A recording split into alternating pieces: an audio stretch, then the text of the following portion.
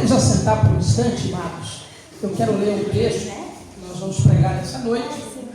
E o tema da mensagem nessa noite é a carta. Amém? Quero falar sobre a carta. E eu quero que você abra a sua Bíblia no livro de Filemão. E nós leremos Filemão 1. Aí você vai perguntar, pastor, qual o capítulo? Filemão? Não tem, porque é uma carta. Amém? É um capítulo só. Então, abra sua Bíblia em Filemão. E nós vamos ler, irmãos, Filemão. Eu pedi para você ficar sentado, porque é uma leitura um pouco mais extensa. Então, para que você acompanhe, preste bem atenção na palavra do Senhor. Amém? Filemão. Um conselho que eu te dou, irmãos, preste bem atenção no texto. Às vezes a gente fala, pastor, lê, depois eu leio. Não, preste bem atenção.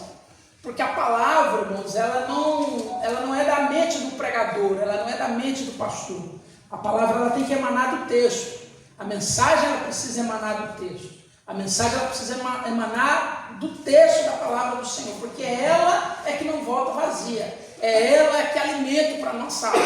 Amém? O trabalho, o papel do pastor, do líder que está aqui na frente, é simplesmente explicar e aplicar a palavra do Senhor na nossa vida. Mas a mensagem emana do texto. Então, o conselho que eu te dou, sempre quando pegar o texto, pega a Bíblia, vai ler o texto ali quando o pastor estiver lendo, para que você, que Deus às vezes vai estar falando algo com você, que você nunca tinha visto naquele versículo, que vai te chamar a atenção no momento que você estiver lendo o texto. Amém? Filemão, todos encontraram a carta de Filemão? Amém. A epístola de Filemão, vamos lá no capítulo, versículo 1, então.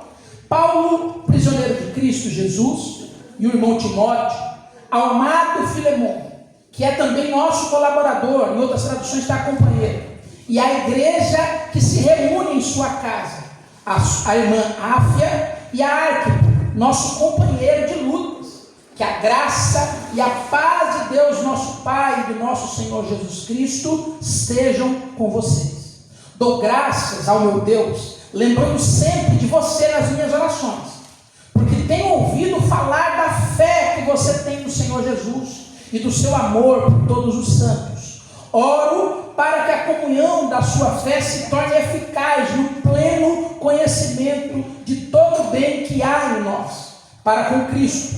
Pois, irmão, o seu amor me trouxe grande alegria e consolo, visto que o coração dos santos tem sido reanimado por você.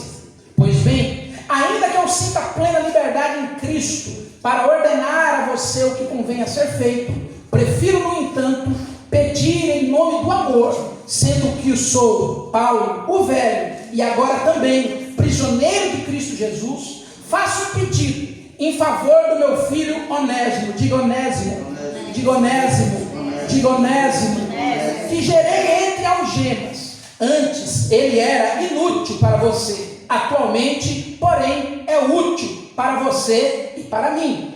Eu estou mandando de volta a você. Ele, quero dizer, o meu próprio coração. Eu queria conservá-lo comigo, para que ele me servisse em seu lugar nas algemas que carrego por causa do Evangelho. Mas não quis fazer nada sem o seu consentimento, para que a sua bondade não venha a ser comigo uma obrigação, mas algo que é feito de livre vontade. Talvez ele tenha sido afastado de você temporariamente, a fim de que você o receba para sempre, não como escravo, mas muito mais do que um escravo, como um irmão caríssimo. Como que está na sua tradução essa palavra aí? Irmão o quê? Só para nós. Como irmão amado. Como irmão amado. Como que está na sua tradução? Versículo 15 ali. Versículo 15. No versículo 16, né? 16. Como que está ali? Amado. O irmão amado, o irmão caríssimo, quem está lá?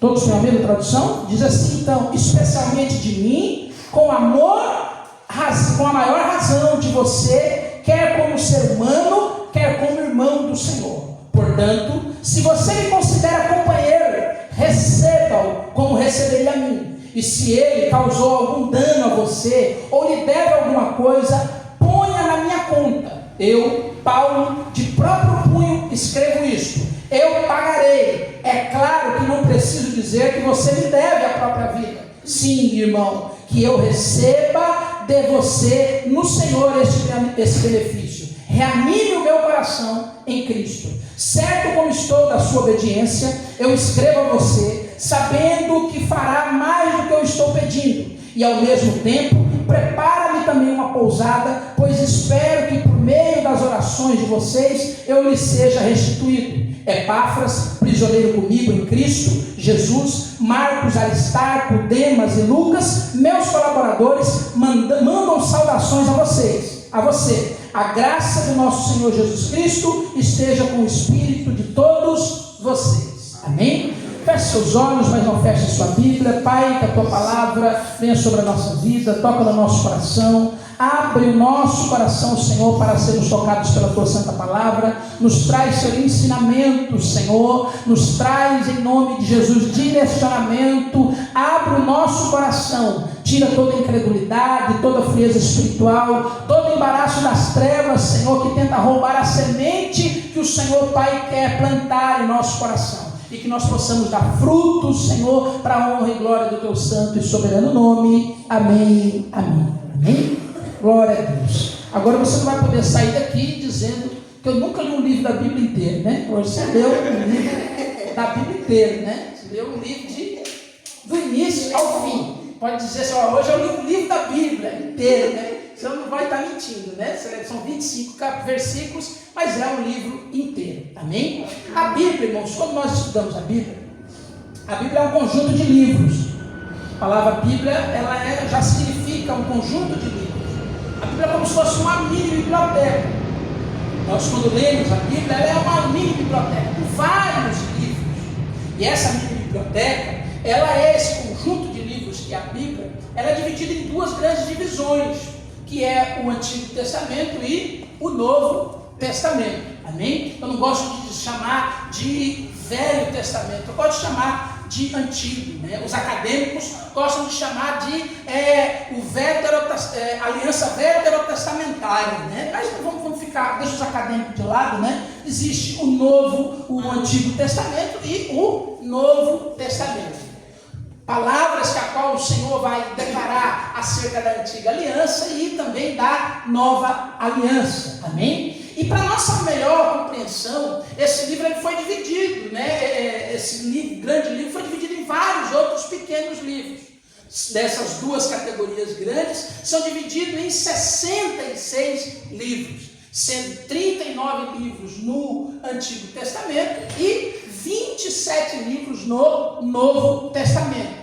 E para minha maior compreensão, para que eu possa ter um melhor entendimento quando eu vou ler as Escrituras, para que eu possa ter um maior entendimento, facilidade para entender o texto bíblico, eu preciso entender que cada um desses livros, eles possuem um estilo literário. Amém? Amém. A Bíblia ela é composta por vários estilos literários. Por exemplo, nós temos na Bíblia livros que são livros, irmãos, narrativos, livros históricos. Livros que têm o objetivo de narrar uma história. O objetivo desses livros é narrar um acontecimento. E aí nós temos livros que executam essa função, livros como o livro de Gênesis, livro de Êxodo, o livro de Juízes, o livro de Reis, que são livros que contam uma história, uma narrativa. Por exemplo, o livro dos Evangelhos, ele conta a história, tem o objetivo de contar uma narrativa por ângulos diferentes de seus evangelistas acerca da vida de Jesus. Amém? Há livros, por exemplo, poéticos. Há livros de poesia na Bíblia. Que o objetivo desses livros não é narrar a história, como os livros históricos. O objetivo desse livro é despertar sentimentos, é o uso de figuras de linguagem, é o uso de metáforas, é o uso de algumas figuras de linguagem, para quê? Para trazer adoração, para gerar alegria, para gerar lamento, para gerar confiança. E nesses livros, nessa categoria de livros, nós encontramos livros como o livro de Salmos, que é um livro poético. Nós vamos encontrar o livro de Cantares de Salomão, é um livro poético, né? O Cantares de Salomão. Nós vamos encontrar Lamentações de Jeremias, apesar de o livro de Jeremias ser um livro de um outro estilo literário. Lamentações é um livro poético. Lamentações vai ser um livro poético. Há os livros proféticos também.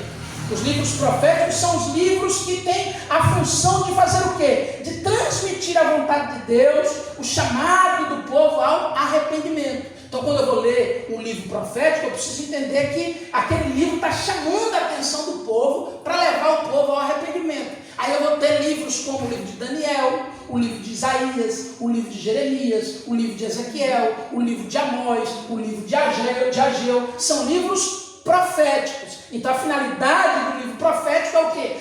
Trazer o povo ao arrependimento. Então toda vez que eu vou me dedicar a ler um livro de Isaías, por exemplo, eu tenho que entender que Isaías está chamando a atenção do povo. Então quando eu vou ler esse livro, eu já tenho que preparar o quê? Minha orelha, porque Deus vai estar ali trazendo. Lembra lá o que diz o texto? Prepara-te, porque hoje você vai encontrar com o Senhor, seu Deus. É uma sentença de justiça. É chamando o povo para o arrependimento, é chamando o povo para se aproximar do Senhor. Há os livros também, além dos livros poéticos, proféticos, os de livros históricos, há os livros também, irmãos, de sabedoria, que são livros o quê? Que têm o objetivo de ensinar princípios práticos. São livros de conselhos, né? Se você quiser estar buscando um conselho, procura esses livros de sabedoria, que esses livros de sabedoria vão te dar conselhos, direcionamento. E aí eu vou encontrar na onde esses conselhos? Nos livros de Provérbios, nos livros de Eclesiastes, no livro de Jó. São livros de sabedoria, são livros para que eu tenha uma instrução diante de uma decisão que eu preciso tomar. E a Bíblia também contém, além dessas, tem a categoria apocalíptica, que é uma literatura carregada de símbolos. E aí não preciso nem dizer muito, que é o livro de Apocalipse. Quando eu vou olhar o livro de Apocalipse, lá tem símbolos. Não é que está dizendo que vai vir um dragão de 7 cabeças, né, que vai vir. Aqueles dragões que estão contidos no livro de Apocalipse são figuras de linguagem para um evento histórico ao longo da história que vai acontecer. Okay? E existe uma das categorias literárias, um dos estilos literários que são mais famosos, principalmente no Novo Testamento, que é o estilo literário das epístolas. Amém? Amém. As epístolas. E as epístolas são o quê? Nada mais é do que cartas. As epístolas são cartas. E por que eu falei cada um desses estilos literários? Para quê? Porque quando eu vou ler uma epístola, então eu não vou ler pensando que eu vou encontrar poesia. Eu não vou lá ver pensando que eu vou encontrar uma profecia, uma revelação. Eu preciso ler o livro das epístolas, entendendo que eu estou lendo uma carta. Quando eu ler as epístolas, eu preciso entender que eu estou de posse de uma carta na minha mão. Literalmente. Não é figura de linguagem, é uma carta. Romanos é uma carta que Paulo escreve à igreja de Roma. Filipenses é uma carta que Paulo escreve à igreja de Filipos. Colossenses é uma carta que é escrita para a igreja que está em Colossos. E a carta que nós lemos é uma carta que Paulo escreveu a Filemão. Amém? Então quando eu vou ler Filemão, por que eu fiz questão de ler toda a carta? Porque se trata de uma carta. Então eu vou ler toda a carta para que nós possamos entender que nós estamos de posse de uma carta que Paulo escreve a Filemão. E quando eu estou lendo uma carta, irmãos, hoje quando a gente fala de carta, parece até algo de outro mundo, né? Hoje em dia as mensagens instantâneas, né? O WhatsApp ali, rapidinho, a gente já manda no grupo. Hoje a gente nem pensa em carta, né? Mas eu sou na época da carta, né? Eu cheguei a escrever carta para minha esposa, uma coisa pensa. Com cheiro ainda, né? Bota no cheiro ali no coração, colocava flor, né? Quem escreveu carta aqui, né? Eu escrevi carta ainda, né? Sou da época da carta. Mas se a gente falar na juventude aí, ninguém nem sabe o que é carta direito, né? Mas as cartas, irmãos, se eu estou de posse de uma carta, eu preciso entender que a carta ela tem uma estrutura, amém? Toda carta ela tem uma estrutura. E qual que é a estrutura da carta? A carta, normalmente, irmãos, quando eu vou ler uma carta, eu preciso entender que para entender o assunto da carta, eu vou ter que saber quem escreveu a carta, não é assim? Eu preciso saber para quem essa carta foi escrita, e eu preciso saber o motivo que essa carta foi escrita. Então, se eu estou de posse de uma carta, eu preciso saber quem escreveu, para quem foi escrita e qual o motivo que foi escrita. Por isso, por que eu estou dizendo isso? Já é uma aula de escola bíblica quase. Para quando você for ler uma carta, uma epístola na Bíblia, você tem que procurar quem escreveu, para quem foi escrito e qual o motivo. Porque aí você vai conseguir entender o texto. Amém? Amém. Obrigado, irmão. Deus abençoe. Assim você vai conseguir ter uma clareza mais tranquila acerca do texto. Você vai conseguir interpretar o texto de uma forma melhor, porque você entende quem escreveu, para quem escreveu e qual o motivo que o texto foi escrito. Amém? E essas são as lições, irmãos, que eu quero tirar acerca dessa carta de Filemão que nós lemos. E a primeira coisa que a gente precisa entender é quem escreveu a carta. Quem escreveu é o remetente. É aquele que foi lá e escreveu. O texto já diz nos primeiros versículos quem é o remetente dessa carta. O remetente dessa carta é Paulo e Timóteo. Paulo e Timóteo decidiram escrever a carta. E eles não estão, irmãos, para a gente entender quem escreveu, a gente precisa entender como que esse indivíduo estava, aonde que esse indivíduo, qual eram os sentimentos que estavam no seu coração. E o texto é claro em dizer onde ele estava. Ele vai dizer que Paulo e Timóteo agora são o quê? Prisioneiros. A carta de Filemão é uma carta que provavelmente Paulo escreveu enquanto ele estava, irmãos, encarcerado numa prisão domiciliar em Roma, aguardando o julgamento, aguardando ser julgado. E ele lá, encarcerado, ele decide então escrever a carta. E a carta, então, quem escreve é Paulo. Amém? Então, Paulo escreveu para quem? Aí vem a segunda pergunta. Para quem Paulo escreveu? Então o remetente é quem escreve, é Paulo. E para quem ele escreveu? O versículo 1 e 2 a gente já vê. Paulo escreve essa carta a Filemão. E a igreja que estava na casa dele. Filemão, irmãos, há alguns estudiosos que dizem que Filemão, ele era, irmãos, um homem abastado da cidade de Colossos. Provavelmente alguém que se converteu ao Evangelho quando Paulo viajou em suas viagens missionárias em Colossos. E lá em Colossos, ele se converte ao Evangelho. Eu disse que Paulo escreve as cartas em Roma. As cartas que Paulo escreve em Roma, ele escreve justamente para a igreja de Filemão, para Filemão, ele escreve para Colossos, e escreve para Filipenses e escreve para Efésios. Essas são as cartas que Paulo escreve lá na cadeia. E aí, quando Paulo escreve para Filemão, Filemão é quem recebe essa carta. E quem é Filemão? Um homem rico, um homem de posses, um patriarca, provavelmente um homem, irmãos, possuidor de muitos escravos. Diga escravos. Diga escravos. Esse homem era possuidor de muitos escravos.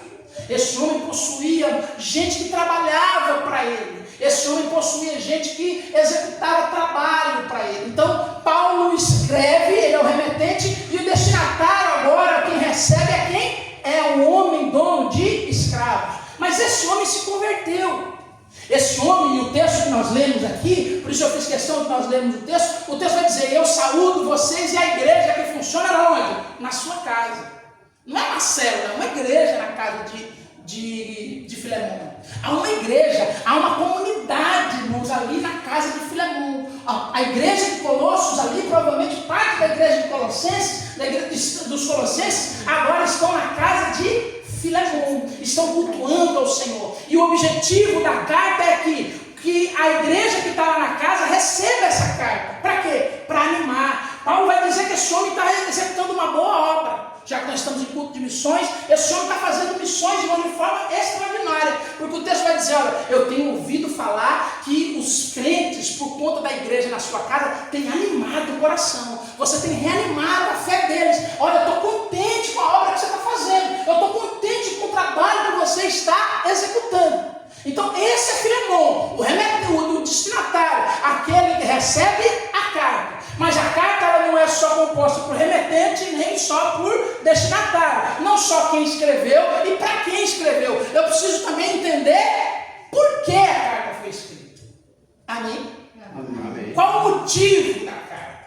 E o motivo da carta eu já pedi para você repetir enquanto nós líamos o texto. Quem lembra o nome que eu pedi para vocês falarem? Como pastor? Onésimo. Onésimo é o motivo da carta. Onésimo é a razão que faz com que Paulo escreva essa carta. A carta de Filemão é uma das cartas menores, de menor tamanho na Bíblia. Porém, é uma das cartas, irmãos, que possui um ensino profundo para a nossa caminhada cristã. Ela não se engane pelo tamanho dela, de nós termos conseguido ler ela rapidamente e pensar que não traz nada de bom na carta de Filemão. Não, pelo contrário. A carta de Filemão, ela nos traz, irmãos, ensinamentos profundos. E é sobre essas lições que eu quero falar um pouco na noite de hoje, no nome de Jesus. Qual é o motivo dessa carta? A carta, o motivo, como eu disse, é Onésimo. Quem que é Onésimo? Onésimo, no texto que nós lemos, vai dizer que Paulo vai falar assim: olha, eu estou mandando para você Onésimo, que você conhece. Eu estou mandando ele de volta para você. Ele está mandando para onde, irmãos? De volta. Porque Onésimo, segundo a tradição, Onésimo foi um escravo que fugiu da casa de Filemão. Onésimo foi um homem que provavelmente servia na casa de Filemão e um dia ele fugiu. A Bíblia não fala o que ele fez para ele fugir, mas algo que é notório no texto é que ele causou prejuízo a Filemão.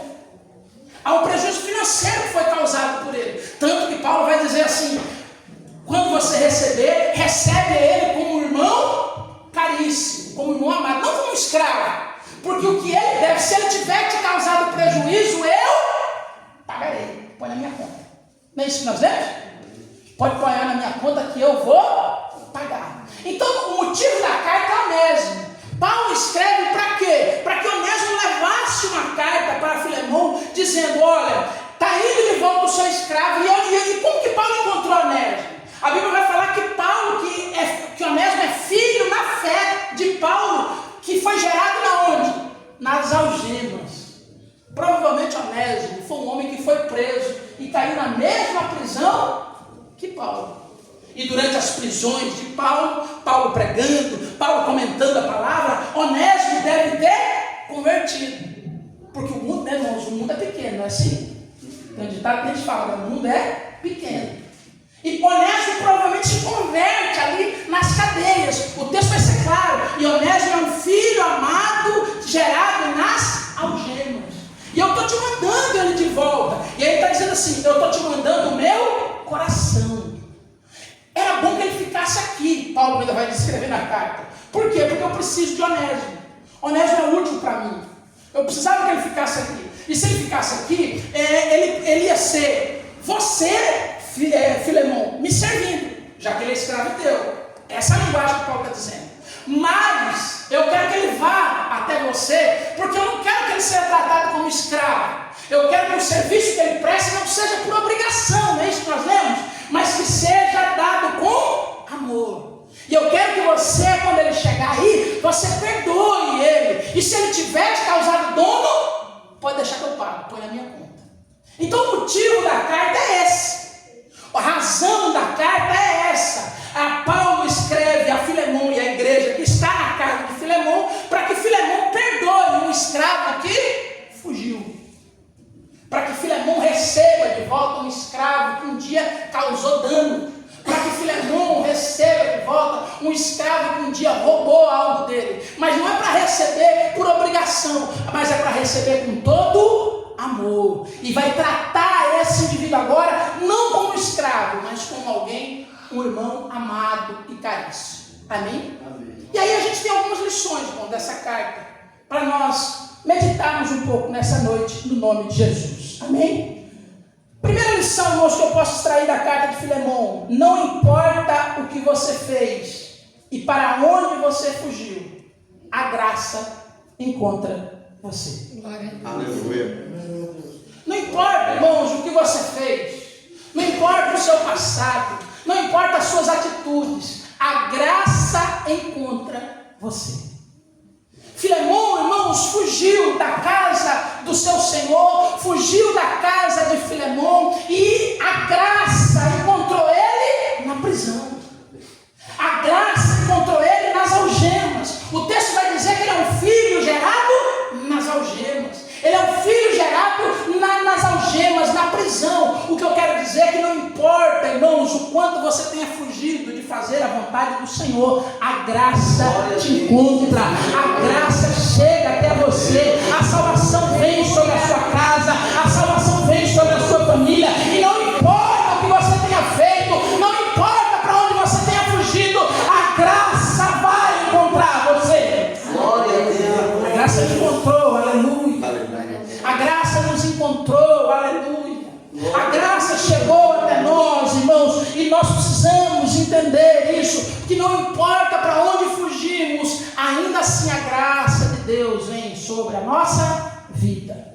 Basta a gente lembrar, por exemplo, de Jonas, o profeta que fugiu da vontade do Senhor. A ordem de Deus para Jonas é: Jonas, eu preciso que você vá até Nínive e pregue a palavra para aquele lugar, porque eu tenho juízo, uma palavra de juízo para aquela terra. E a Bíblia vai falar, irmãos, que Jonas se levantou para descer até Jope. Amém? Amém. Ele se levantou, irmãos, se levantou para começar a fugir. Ele começou para começar a fugir.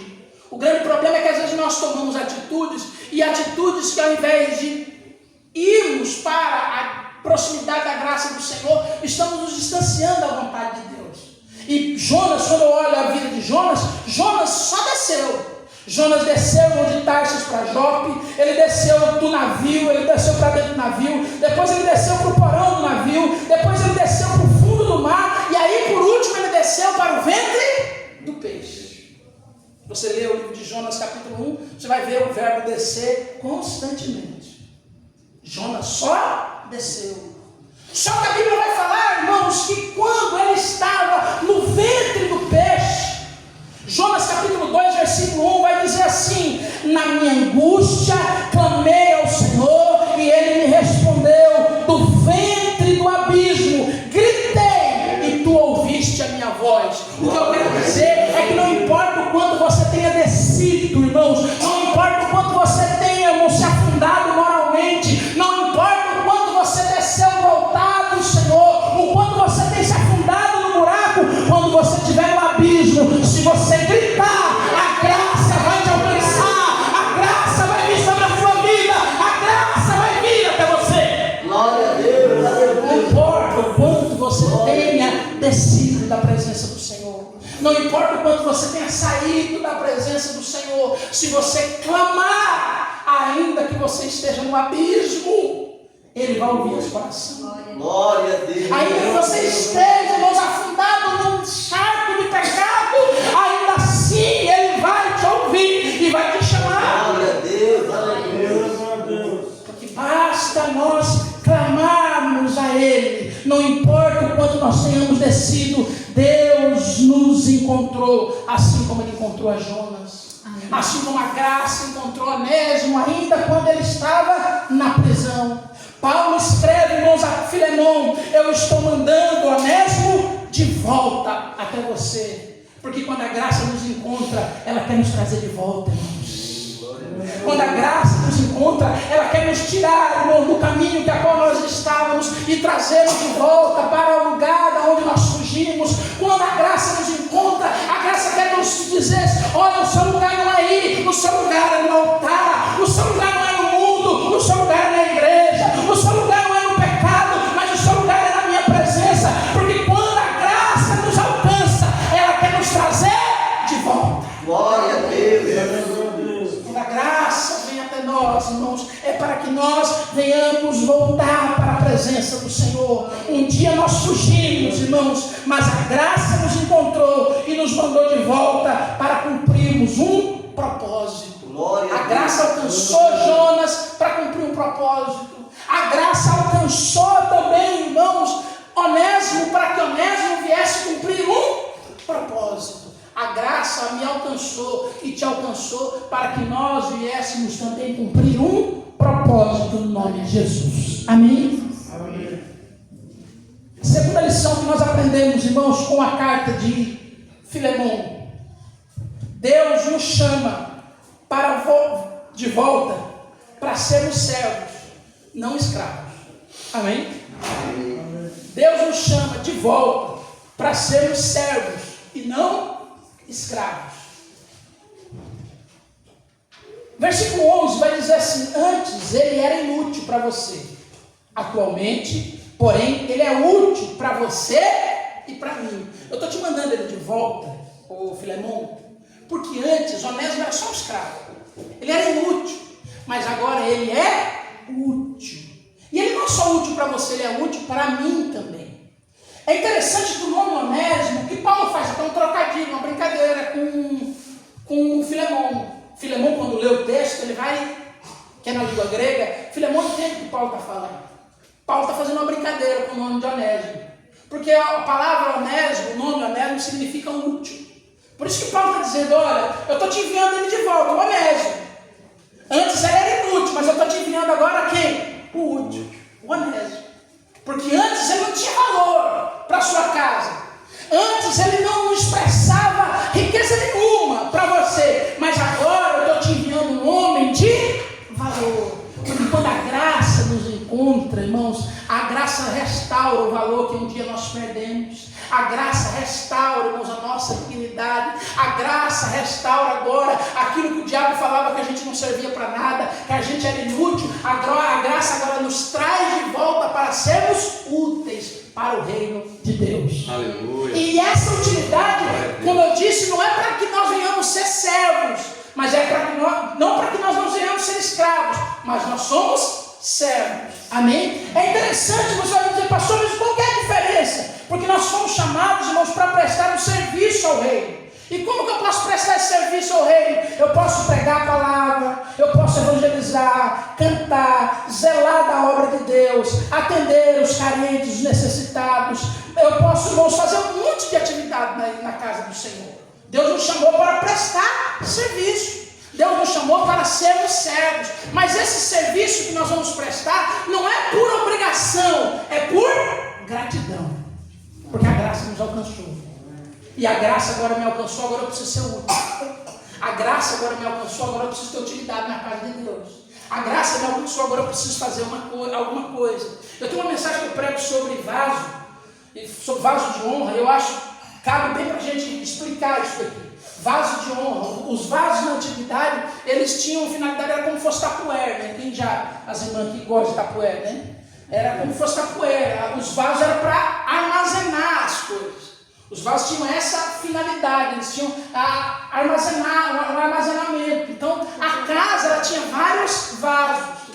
É por isso que o texto vai dizer que na casa de Deus há vários vasos, vasos de honra e vasos de desonra. E a pergunta, irmãos, para nós é: que tipo de vaso nós somos na casa do Senhor? Que tipo de vaso nós somos? E aí eu uso a seguinte frase: vaso na casa de Deus sem utilidade é enfeite. Porque o vaso precisa ter utilidade. Ele precisa estar guardando, armazenando, recebendo alguma coisa. Se ele estiver ali, irmãos, sem fazer nada, é só enfeite. Amém? Então, se nós somos chamados para o reino de Deus, nós somos chamados para prestar um serviço. E não por obrigação, mas pela gratidão que um dia a graça nos alcançou. Um dia fomos alcançados pela graça de Deus. E aí eu posso então prestar um serviço. E na casa de Deus, irmãos, há vagas. Amém? Amém. Há vaga, irmão, para o diaconato, há vaga para o grupo de mulheres, há vaga para o ministério de louvor, há vaga, irmão, para a coreografia, há vaga para mexer no som, há vaga para baixar slide na internet, há vagas na casa de Deus. Aleluia. Amém? Há vagas na casa de Deus. E quando a graça me alcança, eu preciso então prestar um serviço e para o reino de Deus, mas não um serviço de escravo, mas um serviço de um servo, irmãos, grato, porque a graça um dia alcançou no nome de Jesus. Amém? Paulo pede a Filemão para receber Onésimo, irmãos, não como um escravo, mas como um irmão caríssimo. Porque às vezes nós não fazemos as coisas da casa de Deus porque achamos, irmãos, que Deus vai nos ter um tratamento diferenciado conosco por conta do nosso passado. que Deus vai nos acusar por conta dos nossos erros, que Deus vai apontar o dedo para nós, irmãos, por conta das falhas que tivemos. Mas não, irmãos, quando Deus nos chama de volta, Ele está dizendo: filho, eu não estou te recebendo como escravo, eu estou te recebendo como um irmão caríssimo, eu estou te recebendo como alguém amado, eu estou te recebendo como um filho de Deus, eu estou te recebendo como alguém de valor. Não importa o que você fez lá para trás, o que importa é que eu estou te trazendo de volta, porque a graça chegou até você. A graça chegou até você e agora eu tenho um tratamento diferente para a sua vida, no nome de Jesus. Lembra do filho pródigo, irmãos, em Lucas 15? Quando ele cai em si, pelo fato dele ter fugido e saído da casa do pai, quando ele cai em si, porque esse é o grande problema das pessoas, irmãos, que se distanciam da presença do Senhor. Às vezes as pessoas até reconhecem que é errado, mas o problema é que quando elas querem voltar, elas pensam assim: não, quando eu voltar, elas querem fazer igual o filho pródigo. Quando eu voltar, eu não sou digno de ser chamado filho de Deus. Eu não sou digno mais de pisar no altar. Eu não sou digno mais de trazer uma palavra. Eu não sou digno mais de orar por um enfermo. Eu não sou digno mais. Não, irmãos, essa é uma mentira que o diabo tem tocado na vida das pessoas e impedido as pessoas de retornarem. Porque o Pai, irmãos, ele não que ele não se lembre, que ele se esqueceu das suas falhas, mas quando você volta, o Pai está de braços abertos. Glória a Deus. Lembra de Lucas 15? Quando o filho volta, o filho pensou que seria tratado como um qualquer, mas não. Quando nós voltamos, nós somos tratados como filhos de Deus. Gálatas capítulo 3, verso 28, diz assim: não há judeu nem grego, não há servo nem livre, não há macho nem fêmea, porque todos vós são um em Cristo Jesus. Todos nós somos um em Cristo Jesus. Se Cristo nos resgatou, todos nós temos o mesmo valor. Não pense, irmãos, que pelo fato de eu estar aqui trazendo a palavra do Senhor, que o meu valor é maior que o seu. Não, muito pelo contrário. O seu valor é muito maior. Por quê? Porque eu estou aqui servindo, irmãos, para que você possa comer do pão da vida da melhor maneira. Quando você vai no restaurante, quem que fica em pé, irmãos? O garçom ou você? Quem que é o especial no restaurante? Você ou o garçom? É o garçom. Por quê? Quem que é o especial no restaurante? Você ou o garçom? Você, né? E por que você é o especial? Porque o garçom é quem está servindo. Quem está em pé aqui sou eu sou o garçom. Eu sou aqui servo. E o que Cristo diz? Se você quer ser exaltado no reino de Deus, seja servo de todos. Todos. Eu preciso tratar todos os irmãos de maneira a entender que todos são meus irmãos caríssimos em Cristo Jesus. É por isso que Paulo vai falar para Filemão: receba Onésimo como um irmão caríssimo, não como escravo. Porque Onésimo está voltando, não para voltar como escravo. Porque quando a graça te alcançou, a graça não está te trazendo para a casa de Deus para você ser humilhado, não. A graça está te trazendo de volta para te colocar, irmãos, em posição de honra, para te colocar em posição de filho. Porque quando o filho pródigo retorna, o que o pai tem para ele?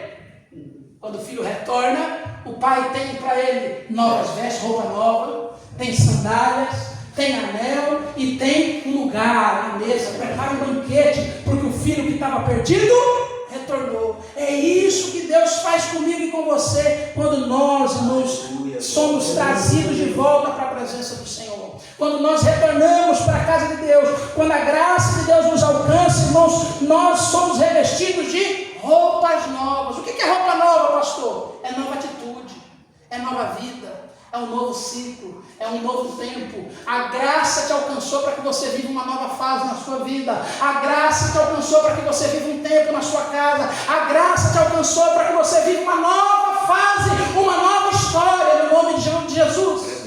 É por isso que a graça te alcançou.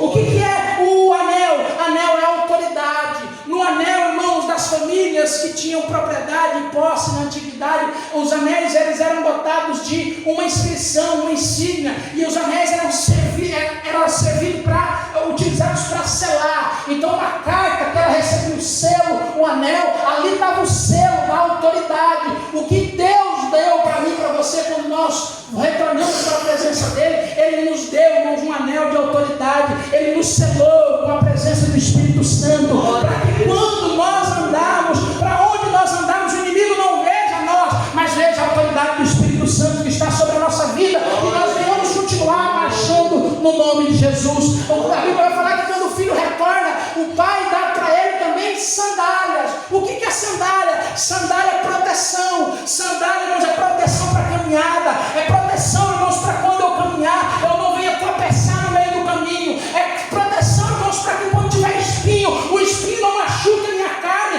Deus te chama de volta e Ele te protege. Ele estará contigo, porque a Bíblia diz, irmãos, que ainda que você caminhe, Ele vai colocar anjos que possam estar acampados ao seu redor, porque Deus é a nossa proteção. Glória a Deus. O filho pródigo também, irmãos, ele recebe, além da roupa nova, além do anel, além das sandálias, ele recebe também um lugar de honra.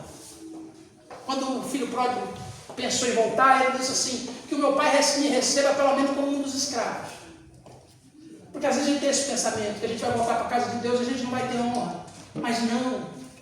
A Bíblia vai falar que quando o filho retorna, o pai tem um lugar na mesa, irmãos. Um banquete preparado. Tem um lugar, irmãos, onde a bênção está instalada para a vida dele. E quando nós nos assentamos na casa de Deus como filhos na mesa do rei, nós recebemos, irmãos, bênçãos sem medida sobre a nossa vida. Amém. Lembra da mulher de Tiro e Sidom, que tinha uma filha endemoniada? Quando ela chega para Jesus e pede para que Jesus cure a sua filha, o texto vai dizer que a menina estava extremamente endemoniada. A menina estava vivendo tempos de dificuldade. E quando Jesus olha para ela e diz assim: olha, não é lícito, não é bom que eu tire o pão da mesa, que é dos filhos, e eu pegue esse pão e dê para os cachorrinhos. Porque eu preciso, eu vim, o que Jesus está dizendo? Eu, como Cristo, eu vim aqui para atender primeiro quem é filho de Deus. Eu vim aqui para atender os filhos. Os cães eu não posso atender agora. Aí a mulher, ela diz assim: Senhor, mas até os cães comem das migalhas que caem na mesa dos seus filhos. E aí a Bíblia vai falar que, por conta daquela palavra, Jesus foi lá e ministrou a cura pela vida da menina. E o milagre que aquela mulher recebeu foi um milagre grande. Foi ou não foi? Só que o milagre, irmãos, para Jesus, aquele milagre era o quê? Era migalha. Agora eu pergunto, se as migalhas fazem o sobrenatural, imagine, irmãos, o que tem na mesa preparado para os filhos. Imagine, irmãos, o que Deus tem para você quando você se assenta na mesa entendendo que você é filho de Deus. Imagine o que Deus tem reservado para você quando você entende que você não é escravo, que você não é alguém jogado lá fora, mas você é um irmão caríssimo que está na mesa do rei. Jesus quer, irmãos, estabelecer esse lugar para você na mesa no nome de Jesus. Amém? E a última lição, irmãos, da carta de Filemon: Deus nos aceita de volta, pois a nossa dívida já foi paga. Amém? É por isso que Ele te aceita de volta. Deus te aceita de volta por quê? Porque a dívida já foi paga. Imagina Onésimo, irmão, voltando. Imagina a cabeça do Onésimo agora, voltando, pensando: como é que Filemon vai me receber? Puxa, eu roubei, eu defraudei. Como é que Filemon vai me atender? E está ali indo, Onésimo voltando com a carta na mão, voltando ali com a carta. Agora imagine também quando Filemon vê que quem está chegando na casa é Onésimo. Ah, voltou. É meu escravo. Amém? Amém? É meu escravo. Então está vindo, irmãos, alguém com medo da punição. E também está indo agora alguém, irmãos, com o desejo de praticar a ira, de praticar a justiça. E os dois têm razão. Amém? Amém. Tanto o Onésimo tem razão de ter medo, porque ele defraudou, porque ele roubou. E também tem razão Filemon, porque Filemon era o dono do escravo. E ele agora pode exercer o seu direito como dono. Só que a Bíblia vai falar, irmãos, aí eu fico imaginando que quando os dois se encontram, Onésimo diz aqui: mas eu trouxe uma carga para ti. Quem mandou a carta foi Paulo. E aí, quando o Onésimo está lendo a carta, irmãos, está aí ali entre sentimento de medo, da punição e da ira, da justiça. Aí, no meio disso tudo, tem uma carta. Aí, quando Paulo chega, quando Filemão chega no versículo 17, no versículo 18, está dizendo assim: portanto, se você me considera companheiro, receba como você tivesse recebido a mim. E se ele te causou algum dano a você, e se ele te deve alguma coisa, coloca na minha conta, porque eu, Paulo, vou pagar. Aleluia. Aí você vai dizer: pastor, e o que isso tem a ver comigo? Pois bem, entre a punição, irmãos, e a ira da justiça, tem uma carta. Entre a punição, que o medo de nós sermos punidos porque nós erramos um dia, porque defraudamos um dia o Senhor, tem também, irmãos, uma carta que a qual pagou toda a nossa dívida por intermédio da cruz do Calvário. Paulo, irmãos, a representação de Deus, de Jesus olhando para mim, para você, dizendo assim: pode voltar para a presença do Senhor, porque quando o Pai ele pensar em te punir, porque ele vai ser justo se ele quiser te punir, ele vai ser justo se ele quiser te mandar para o inferno, ele vai ser justo se ele quiser te colocar com dura punição. Deus será justo se ele fizesse isso conosco. Seria ou não seria, irmão? Seria. Mas quando o Pai pensar em te punir, ele vai dizer: Pai, põe na minha conta a dívida dele, porque o que ele deve, eu já paguei na cruz do Calvário.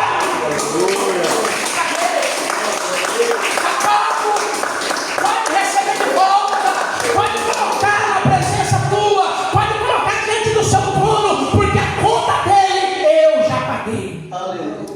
Somos pagos, irmãos, uma dívida impagável que eu e você tínhamos, mas o Senhor nos pagou, porque entre, irmãos, o medo da culpa que nós tínhamos e também a justiça de Deus, há uma carta, a cruz de Cristo, que paga a minha e a sua dívida, no nome de Jesus. Para nós concluirmos, irmãos, eu e você somos um Onésimo um dia. Traímos a confiança do nosso Senhor, fugimos da presença dele, pensamos, irmãos, que iríamos nos esconder, mas a graça do Senhor nos encontrou um dia, nos perdoou e nos reconciliou à sua presença como filhos amados. E agora esses filhos precisam prestar um serviço, não por obrigação, mas como servos, não como escravos, mas com gratidão de filhos, no nome de Jesus. Amém. A graça nos alcançou ainda quando nós fugimos da presença dele, no nome de Jesus. Para nós encerrarmos, irmãos, já que falamos bastante de Onésimo, a carta que Paulo envia a Filemão foi uma carta para ser lida, apesar do assunto ser um assunto particular de Filemão. A carta foi para ser lida para toda a igreja, para que Filemão pudesse não só pregar a palavra do Senhor, mas para que ele pudesse demonstrar para toda a igreja que ele vivia aquilo que ele pregava, aquilo que ele se converteu agora. Eu agora não falo só do amor de Cristo, eu agora pratico verdadeiramente esse amor de Cristo, capaz de perdoar aquele que me roubou, aquele que me defraudou na frente de todos. Porque quando nós somos alcançados pela graça, nós não somos uma carta particular, mas nós somos uma carta para ser lida para todo o povo. Nós precisamos ser uma carta aberta para a sociedade. As pessoas, irmãos, precisam achar graça em nós, que nosso evangelho não é teoria, mas o nosso evangelho também é prática, no nome de Jesus.